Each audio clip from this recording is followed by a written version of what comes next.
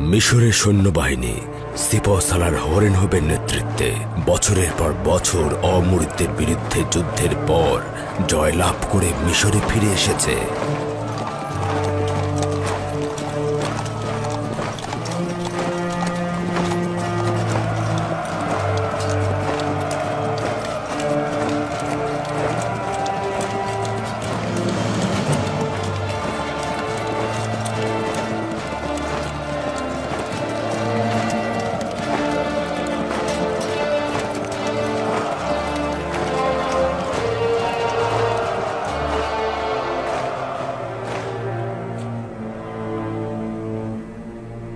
দরুদ মিশরের মহান প্রভু অখুনাতুন, মিশরের আসমান ও জমিনের মহামান্য বাদশা। মহান খোদা তালার দরুদ বিজয়ী সিপাহ সালার হরেনহোপ ও রুদামুনকে। যদি মহামান্য বাদশা অনুমতি প্রদান করেন তাহলে যুদ্ধের একটি সংক্ষিপ্ত বিবরণী পেশ করব। যদিও মিশরের সৈন্যবাহিনীর বিজয় এবং সিপাহ সালার হরেনহোপের বীরত্ব সম্পর্কে অবগত আছি, তারপরও জবান থেকে শোনার আনন্দটাই আলাদা। এটা মহামান্য বাদশা অখুনাতুনের দয়া। অমরিদগণ মিশরের সীমানাগুলোতে আক্রমণ করে বহু সাধারণ মানুষকে হত্যা করেছিল, লুণ্ঠন করেছিল এবং আমাদের সীমান্তগুলোকে তাদের দখলে নিয়ে নিয়েছিল। কিন্তু তাদেরকে আমরা পরাজয়ে বাধ্য করেছি। হাজার হাজার দখলদারদের হত্যা করেছি এবং তাদের নারী ও সন্তানদের বন্দী করেছি। প্রচুর গনিমতের মাল দখল করেছি। কঠিন লড়াইয়ের পর তাদের বাদশাকে গ্রেফতার করেছি। সকল লস্কর ও নারী সন্তানদের সম্মুখে বাদশার মুন্ডুপাত করেছি। শুধু তাই নয়, আমি সিপাহ সালার হরেনহোপকে কঠিন পরিস্থিতি জয় করে আসার জন্য ধন্যবাদ জানাচ্ছি। বলার মতো আরো অনেক কিছু রয়েছে যা আপনার শোনা উচিত আলী জনাব। আমি লুণ্ঠন ও কতলের কথা শুনে সহ্য করতে পারি না। এটা স্বীকার করতে মোটেও কোনো দ্বিধা নেই যে মিশর সিপাহ সালার হরেনহোপের কাছে ঋণী। যদি আপনার সাহসিকতা ও বীরত্ব না থাকতো তবে মিশর এতদিনে ধ্বংস হয়ে যেত। মহামান্য বাদশাহ, যুদ্ধ সম্পর্কে আপনার বিবরণী অবশ্যই শুনবেন, তবে কতল ও রক্তপাতের কথা না বলাই ভালো। জনাব হরেনহোপ, যুদ্ধের বিবরণী ঠিক এমনভাবে দিন যেন তা মহান বাদশাকে ব্যথিত না করে। ইনারুস, আমাদের বীর সেনাপতির ক্লান্তি দূর করার জন্য অমৃত সুধার শরবত পান করাও।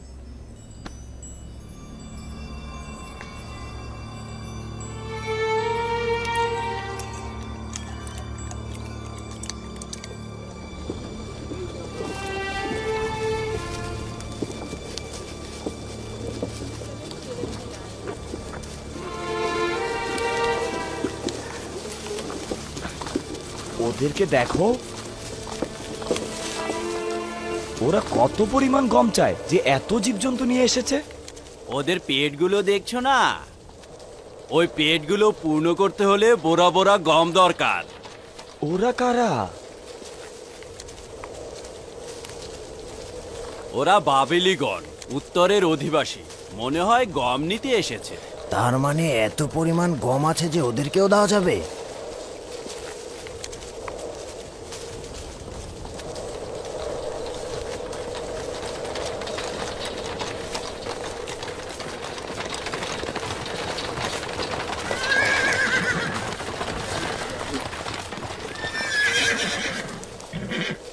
পুরোহিতগণও দেখছি গম কিনতে এসেছেন। হ্যাঁ, সেটা আবার 3 গুণ বেশি দামে। বর্তমানে তো আমুনের এবাদতখানার অবস্থা এদের চেয়েও খারাপ। কেন তবে সাহায্য করছেন না? প্রথমত এরা খাবেরি এলাকার লোক এবং খুবই সাধারণ নাগরিক। অন্যদিকে বছরের পর বছর তারা মিশরের রাজস্বদাতা। তারা আয়ের একটি বড় অংশ মিশরের হুকুমতকে প্রদান করে থাকে। এখন যেহেতু তারা দুর্ভিক্ষে পতিত হয়েছে, তাই আমরা তাদেরকে সাহায্য করছি। কিন্তু আমুন তো শক্তিশালী খোদা, তার কিছু সম্পদ যদি ইবাদতখানার খাদেমদের জন্য ব্যয় করে তাতে সমস্যা কি রয়েছে? ছিল, একটা সময় সম্পদ ছিল, তবে এখন এমন সম্পদশালী নয়। যা কিছু ছিল তা সবই তুমি নিয়ে নিয়েছো। আলী জনাব, সে আমুনের কোষাগারের সংরক্ষক। সে মনের অজান্তে আমাদের একটা ভালো খবর দিল। ভালো খবর? হ্যাঁ, ভালো খবর। পরবর্তীতে জানতে পারবেন। রওনা দাও।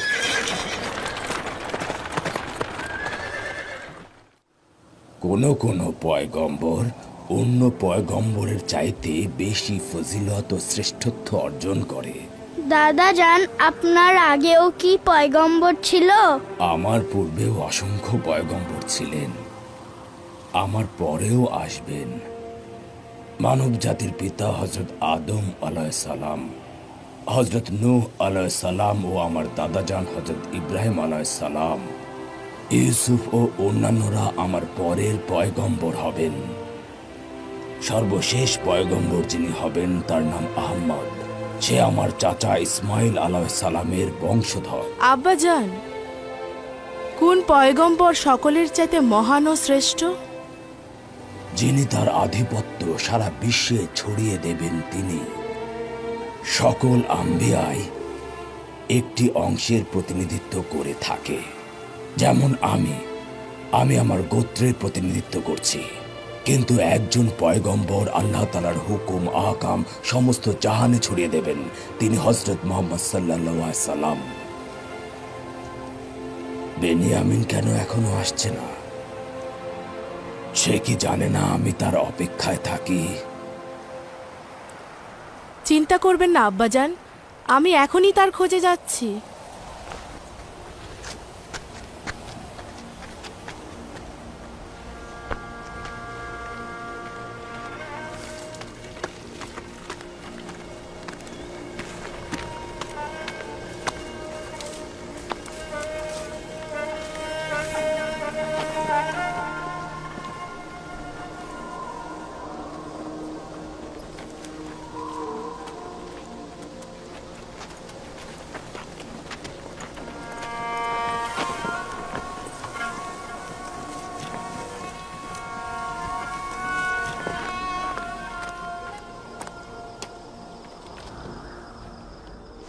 ফসল কাটতে জমিতে গিয়েছিলাম, যদিও তেমন একটা ফসল নাই। এটুকু না কাটলে তো না খেয়ে মারা যাব।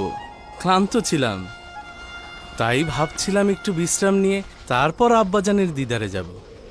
ভাই, তুমি তো জানো প্রতিদিন সূর্যাস্তের সময় আব্বাজান তোমার জন্য অপেক্ষায় থাকে। তাকে অপেক্ষায় রাখা তো মোটেও উচিত নয়। কখনো কখনো তো আমারও কাজ থাকে, তাই না? কাজে মশগুল হলে তো ভুলে যাই। কোনো ভনিতা করছি না। বেনিয়ামিন, বাহানা করো না তো। তুমি জানো না তোমার পিতার দিদারে যেতে হবে? কেন নয়, কেন নয়, অবশ্যই জানি, অবশ্যই জানি। ক্ষমা চাইছি বোন, আব্বাজানকে আর অপেক্ষায় রাখবো না। ঠিক আছে, চলো যাই।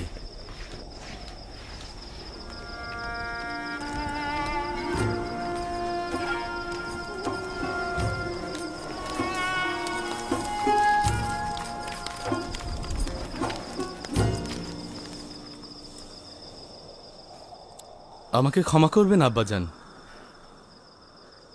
এমনটা আর হবে না। আমি কথা দিচ্ছি মরুভূমি থেকে ফেরার সময় আগে আপনার সাথে দেখা করে তারপর যাব। ইউসুফের বিরহে যে কষ্ট আমি সহ্য করছি তাই যথেষ্ট।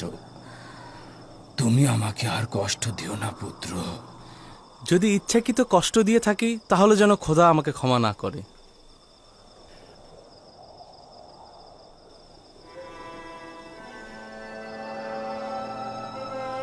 ইউসুফের পরে তুমি ছাড়া আমার আর কেউ নেই। তোমার দিদার আমাকে শান্তি প্রদান করে।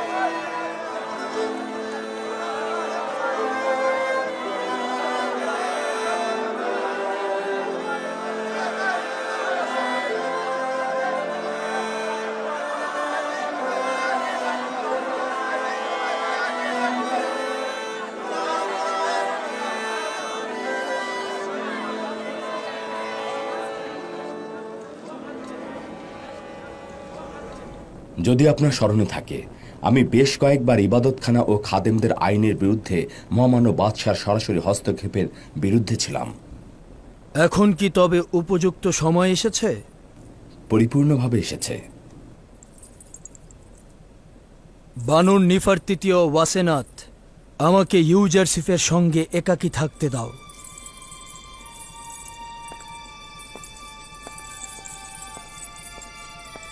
আমুন ইবাদতখানা তার জমি জমার বিশাল অংশ যেমন হারিয়ে ফেলেছে, ঠিক তেমনি তাদের ধনভাণ্ডারও শেষ করে ফেলেছে। সেটা জানি। এছাড়াও মিশরের বিশাল জনগোষ্ঠী একাত্মবাদী খোদার ইবাদত করছে। প্রস্তাব করছি প্রতিটি শহরে ঘোষণা করা হোক এখন থেকে মিশরের জনগণের রাষ্ট্রীয় ধর্ম হবে একাত্মবাদী খোদার ধর্ম। নিশ্চয়ই শুনেছ হরেন হোপ, আমরা একাত্মবাদী খোদার ইবাদতকারী। এখন থেকে আমুনের ইবাদত করা পাপাচার ও গুনাহ বলে গণ্য করা হবে। যদিও আমুনের ইবাদতখানা আমার নিকট যথেষ্ট সম্মানের, তথাপি মহামান্য বাদশার বিশ্বাস ও আকীদাকে আমি প্রাধান্য দেব। তোমার কাছে এটা ভিন্ন আর কিছুই চাই না। যেভাবে মিশরের সীমান্ত দুশ্মন থেকে পবিত্র করেছ, সেভাবে মিশর থেকে কুফরি ও শিরক দূর করবে। আমি মহামান্য বাদশার প্রতি অনুগত। এখন থেকেই পদক্ষেপ নেওয়া হবে।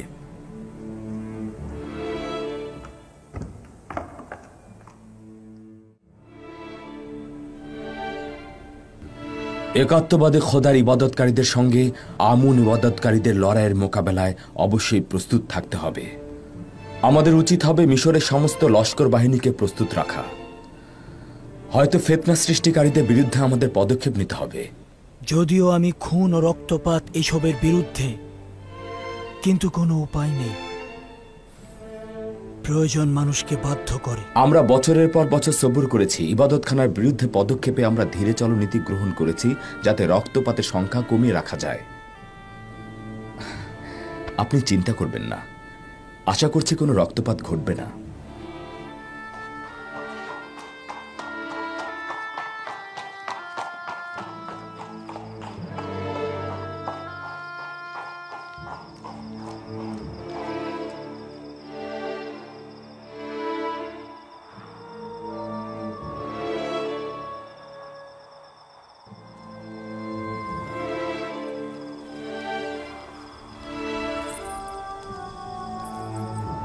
জনাব অখনাতুন ও ইউজারসিফ একে অপরের প্রতি নির্ভরশীল। বাদশাহ জনাব ইউজারসিফকে ইলাহের পক্ষ থেকে একজন পথপ্রদর্শক বলেই মনে করেন।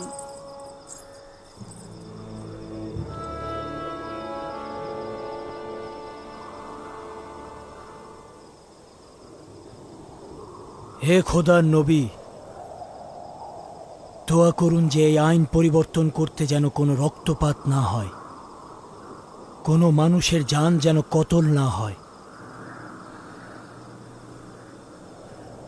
কোনো উচ্চ মকামে পৌঁছতে গেলে অনেক কঠিন কিছু প্রদান করতে হয়। কতই না ভালো হতো যদি ঈমানের পথে অসংখ্য রক্ত ঢেলে দেওয়া যেত। এই রক্তগুলোই অন্ধকার কল্পকে আলো দান করে এবং মৃত আত্মাগুলোকে জিন্দা করে তোলে। কিন্তু এগুলো ছাড়াও আমি আশাবাদী আল্লাহ তাআলা অবশ্যই একাত্মবাদী খোদার অনুসারীদের সাহায্য করবেন এবং এই কুফরি ও শিরকের বিরুদ্ধে লড়াইয়ে ঈমানদারগণই জয়ী হবেন।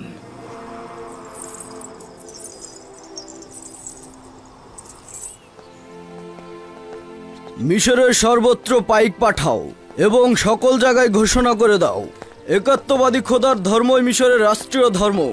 খাদেমগণ এবং বয়োজ্যেষ্ঠদের বলবে এখন থেকে আমুনের ইবাদত করা অপরাধ। ঘোষণাকারীকে বলবে সকল শহরের অলিতে গলিতে এই খবর ছড়িয়ে দিতে। যাও। আশা করি আমুন আমাকে ক্ষমা করবেন, কেননা আমি আমুনকে যেমন মিশরের মহান খোদা হিসেবে জানি, একই সাথে অখনাতুনকে মিশরের মহামান্য বাদশাহ এবং খোদাগণের সন্তান হিসেবে মানি। আমি জানি অখনাতুন এর বরখেলাফ করেছে এবং পূর্বপুরুষের আইনকে অবজ্ঞা করে যাচ্ছে, কিন্তু আমি তার অনুগত।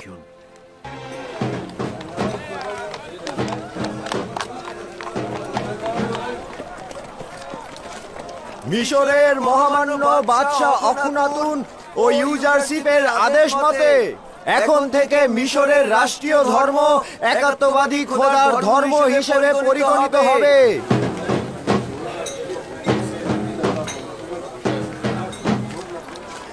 আজ থেকে আমুন ও অন্যান্য খোদাগণের ইবাদত করা কুফরি ও শিরক বলে গণ্য করা হবে। আমি জানতাম শেষ পর্যন্ত ইউজারশিপ আমনের ইবাদতকারীদের ধ্বংস করে ফেলবে। তার আমনের খাদেমদের ভয় পাওয়া উচিত ছিল, তারা তো চুপ করে বসে থাকবে না। আজ থেকে আমুন ও অন্যান্য খোদাগণের ইবাদত করা গুনাহ ও অপরাধ হিসেবে গণ্য করা হবে। আজ থেকে মিশরের রাষ্ট্রীয় ধর্ম একাত্মবাদী খোদার ধর্ম।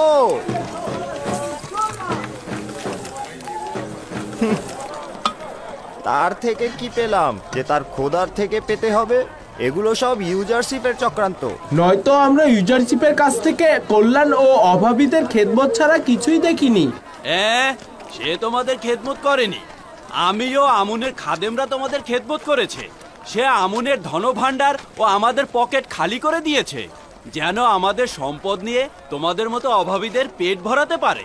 এই বছর তো ইউজারশিপের কাছ থেকে তুমি জখম হয়েছো, তাই এখানে এসে তার বিরোধিতা করছো। আমার তো এইসব মাথায় আসছে না যে সশরীরে হাজির খোদাকে বাদ দিয়ে তোমরা অদৃশ্য খোদার ইবাদত করছো। এই জন্যই যে তোমাদের হাজির নাজির খোদা আমাদের জন্য কিছুই করেনি, কিন্তু ইউজারশিপের খোদা আমাদের দুর্ভিক্ষ ও গোলামি বান্দেগি থেকে নাজাত দিয়েছে। আমরা ইউজারশিপের অদৃশ্য খোদাকে তোমাদের খোদার চাইতেও বেশি চিনতে পেরেছি। মিশরের মহামান্য বাদশাহ অখনাতুন ও ইউজারশিপের আদেশ মতে মিশরের রাষ্ট্রীয় ধর্ম একাত্মবাদী খোদার ধর্ম হিসেবে পরিগণিত হবে এবং অন্যান্য খোদার ইবাদত করা অপরাধ হিসেবে গণ্য হবে। আজ থেকে আমুন ও অন্যান্য খোদার ইবাদত করা গুনাহ ও ক্ষমাহীন অপরাধ হিসেবে গণ্য করা হবে। আরে এই ছোকরা, বন্ধ করো এইসব। কি বলছো তোমরা? জনাব, মনে হচ্ছে বাদশাহ অখুনাতুনের আদেশ উপেক্ষা করছেন। এগুলো ঢাকঢোল পিটিয়ে শহরে বলার জন্য কি জনাব অখুনাতুন তোমাদের নির্দেশ দিয়েছে? ঠিক ধরেছো জনাব, অখুনাতুন ও ইউজারশিপের ফরমান এটা। কেউ যদি এই ফরমান উপেক্ষা করে তবে তাকে হাজতে পাঠানো হবে।